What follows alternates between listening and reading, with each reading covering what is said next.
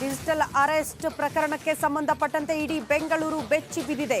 ಯಾವ ರೀತಿ ಮೋಸ ಆಗಿದೆ, ಯಾವ ರೀತಿ ಕೋಟಿ ಕೋಟಿ ವಂಚನೆ ಮಾಡಲಾಗಿದೆ ಅನ್ನೋದರ ಡೀಟೇಲ್ಸ್ ಅನ್ನ ರಿಪಬ್ಲಿಕ್ ಅಣ್ಣ ನಿಮ್ಮ ಮುಂದೆ ಇಡ್ತಾ ಇದೆ.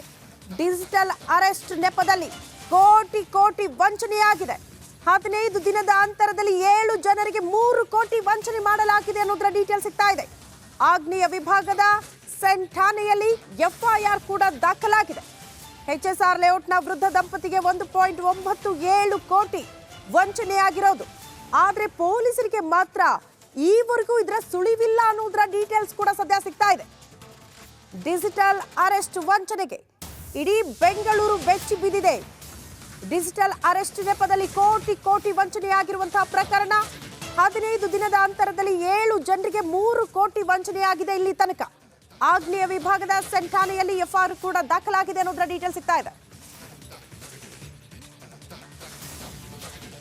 ಈ ಬಗ್ಗೆ ಮತ್ತಷ್ಟು ಡೀಟೇಲ್ಸ್ ಅನ್ನ ಕೊಡ್ತಾ ಹೋಗ್ತಾರೆ ನಮ್ಮ ಪ್ರತಿನಿಧಿ ನಾಗರಾಜ್. ನೇರ ಸಂಪರ್ಕದಲ್ಲಿ ಜಾಯಿನ್ ಆಗ್ತಿದ್ದಾರೆ.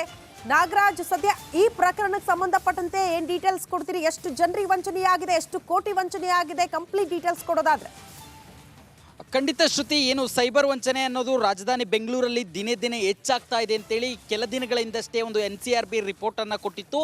ಇದರ ಬೆನ್ನಲ್ಲೇ ಮತ್ತೊಂದು ಸ್ಫೋಟಕ ವಿಚಾರ ಹೊರಗಡೆ ಬಂದಿರೋದೇನಂತಂದರೆ, ಏನು ಆಗ್ನೇಯ ವಿಭಾಗದ ಸೆನ್ ಪೊಲೀಸ್ ಠಾಣೆಯಲ್ಲಿ ಕಳೆದ 15 ದಿನಗಳ ಅಂತರದಲ್ಲಿ 3 ಕೋಟಿ ಒಂದು ಡಿಜಿಟಲ್ ಅರೆಸ್ಟ್ ನೆಪದಲ್ಲಿ ವಂಚನೆ ಮಾಡಲಾಗಿದೆ ಅನ್ನೋ ಅಂಶಗಳು ಬೆಳಕಿಗೆ ಬಂದಿರತಕ್ಕಂಥದ್ದು. ಈ ಬಗ್ಗೆ 7 FIRಗಳು ದಾಖಲಾಗಿರ್ತಕ್ಕಂಥದ್ದು. ಹಾಗಾದರೆ ಇಲ್ಲಿ ಡಿಜಿಟಲ್ ಅರೆಸ್ಟ್ ಏನು ಅನ್ನೋದು ಒಂದು ದೊಡ್ಡ ಪ್ರಶ್ನೆ. ಯಾಕಂತಂದರೆ ಏನು ನಿಮ್ಮ ದಾಖಲಾತಿಗಳನ್ನು ಬಳಸ್ಕೊಂಡು ಅಪರಾಧ ಆಗಿದೆ ಅಂತೇಳಿ ನಾವು ಮುಂಬೈ NCBಯೋ ಅಥವಾ ಇನ್ಯಾವುದೋ ತನಿಖಾ ಸಂಸ್ಥೆಯೋ ಅಥವಾ ಇನ್ಯಾವುದೋ ರಾಜ್ಯದ ಪೊಲೀಸರು ಅಂತೇಳಿ ಸೈಬರ್ ವಂಚಕರು ಕರೆ ಮಾಡ್ತಾರೆ. ಕರೆ ಮಾಡಿ ನಿಮ್ಮನ್ನು ಅರೆಸ್ಟ್ ಮಾಡಲಾಗ್ತಾ ಇದೆ, ನೀವು ಸ್ಕೈಪ್ನಲ್ಲಿ ವಿಡಿಯೋ ಕಾಲ್ನಲ್ಲೇ ಇರಬೇಕು, ಹಣವನ್ನು ಹಾಕಿ ಇಲ್ಲಂತಂದರೆ ವಿಡಿಯೋ ಕಾಲ್ನಲ್ಲಿ ಇಲ್ಲೇ ಇರಿ, ಬಂದು ನಮ್ಮ ಪೊಲೀಸರು ಅರೆಸ್ಟ್ ಮಾಡೋವರೆಗೂ ನೀವು ಎಲ್ಲೂ ಹೋಗೋಂತಿಲ್ಲ ಅಂತೇಳಿ ಒಂದು ವಿಡಿಯೋ ಕಾಲ್ನಲ್ಲಿ ಇರಿ ಅಂತೇಳಿ ಒಂದು ವಂಚನೆ ಮಾಡುವಂಥದ್ದು. ಇದೇ ರೀತಿಯಾಗಿ HSR ಲೇಔಟ್ನ ವೃದ್ಧ ದಂಪತಿಗೆ ಸುಮಾರು 1.97 ಕೋಟಿಯನ್ನು 3 ದಿನಗಳ ಕಾಲ ಅವರನ್ನು ಡಿಜಿಟಲ್ ಅರೆಸ್ಟ್ನಲ್ಲೇ ಇಟ್ಕೊಂಡು ವಂಚನೆ ಮಾಡಿರ್ತಕ್ಕಂಥದ್ದು. ಇದಲ್ಲದೆ 15 ದಿನಗಳ ಅಂತರದಲ್ಲಿ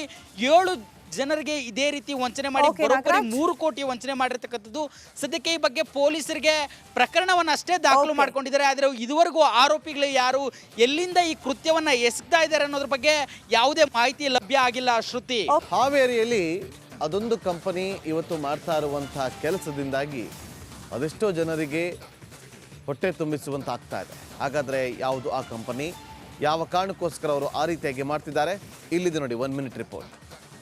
ಮಹಿಳಾ ಮತ್ತು ಮಕ್ಕಳ ಆಸ್ಪತ್ರೆ ಏನಿದೆ, ಆ ಆಸ್ಪತ್ರೆಗೆ ಬರುವ ಎಲ್ಲ ಪೇಷಂಟ್ಗಳಿಗೆ ದಿನನಿತ್ಯ ಊಟ ನೀಡಲಿಕ್ಕೆ ಬಹುದೂರ್ ದೇಸಾಯಿ ಕಂಪನಿ ಇವತ್ತು ಮುಂದಾಗಿರುವಂಥದ್ದು. ದಿನನಿತ್ಯ ಬರುವ 100 ಜನರಿಗೆ ಬೇಳೆ ಸಾಂಬಾರು ಮತ್ತು ಅನ್ನ ಉಪ್ಪಿನಕಾಯನ್ನು ನೀಡುವ ಮುಖಾಂತರ ಶ್ರೀ ಶ್ರೀಪಾದ್ ಗೌಡ ಬಹುದೂರ್ ದೇಸಾಯಿ ಅಗಡಿ ಹಾವೇರಿ ಇವರು ಸ್ಮರಣಾರ್ಥ ನಿತ್ಯವೂ ಕೂಡ ಬಂದಂತ ಜನರಿಗೆ ಊಟವನ್ನು ನೀಡಲಿಕ್ಕೆ ಮುಂದಾಗಿರುವಂಥದ್ದು. ಅಂದ್ರೆ ಗರ್ಭಿಣಿ ಮಹಿಳೆಯರು ಇರ್ತಾರೆ, ಜೊತೆಗೆ ತಾಯಂದಿರು ಇರ್ತಾರೆ. ಯಾಕಂದ್ರೆ ಆಸ್ಪತ್ರೆಯಲ್ಲಿ ಮಹಿಳೆಯರ ಜೊತೆಗೆ ಮತ್ತೆ ಮಹಿಳೆಯರ ಬಿಟ್ಟರೆ ಬೇರೆ ಗಂಡು ಮಕ್ಕಳು ಇರೋಕ್ಕಾಗಲ್ಲ. ಹೀಗಾಗಿ ಬಂದಂತ ಮಹಿಳೆಯರಿಗೆ ಹೋಗಿ ಊಟ ತರಲಿಕ್ಕೆ ಆಗೋದಿಲ್ಲ ಅನ್ನೋ ಒಂದು ಕಾರಣಕ್ಕಾಗಿ ಈಗ ಸಂಪೂರ್ಣವಾಗಿ ದಿನನಿತ್ಯ ಊಟವನ್ನು ನೀಡಲಿಕ್ಕೆ ಮುಂದಾಗಿರುವಂಥದ್ದು. ದಿನಕ್ಕೆ 5 ಮಹಿಳೆಯರು ಇರ್ತಾರೆ, ಅವರೆಲ್ಲರನ್ನ ಹುಡುಕಿ ಅವರಿಗೆ ಒಂದು ಕೂಪನ್ ಕೊಡೋದ್ರ ಮುಖಾಂತರ ಅವ್ರಿಗೆ ನಿತ್ಯ ಅನ್ನ ಸಾಂಬಾರು ವಿಧ ವಿಧವಂತ ಅಡುಗೆಗಳನ್ನು ತಂದು ಮಾಡಿಕೊಟ್ಟು ಇಲ್ಲಿ ಒಂದು ಆಸ್ಪತ್ರೆಗೆ ನೀಡ್ತಾರೆ. ತಾವು ಎಡಭಾಗದಲ್ಲಿ ನೋಡ್ತಾ ಇರ್ಬೋದು, ಎಡಭಾಗದಲ್ಲಿ ನೋಡ್ಬೋದು. ಇಲ್ಲಿ ಈಗ ಈ ಮಹಿಳೆಯರು ಊಟ ಮಾಡ್ತಿರುವಂಥದ್ದು. ಅಂದ್ರೆ ಆಸ್ಪತ್ರೆಗೆ ಬಂದಿದ್ದಾರೆ, ಹಣ ಇರುತ್ತೋ ಇಲ್ಲ ಗೊತ್ತಿಲ್ಲ, ಯಾಕಂದ್ರೆ ಬಡವರೇ ಹೆಚ್ಚು ಜಿಲ್ಲಾಸ್ಪತ್ರೆಗೆ ಬರುವಂಥದ್ದು. ಈ ಮಧ್ಯೆ ನೋಡ್ತಾ ಹೋದ್ರೆ ಜನರಿಗೆ ಊಟೋಪಚಾರವನ್ನು ಯಾವ ರೀತಿ ನೀಡಬೇಕು ಅಂತಕ್ಕಂಥ ಒಂದು ವಿಚಾರವನ್ನು ತಲೆ ಹಿಡ್ಕೊಂಡು ಈಗ ಬಂದಂತ ಜನರಿಗೆ ಊಟ ನೀಡಲಿಕ್ಕೆ ಮುಂದಾಗಿರುವಂಥದ್ದು ಅಂತ ಹೇಳ್ಬೋದು.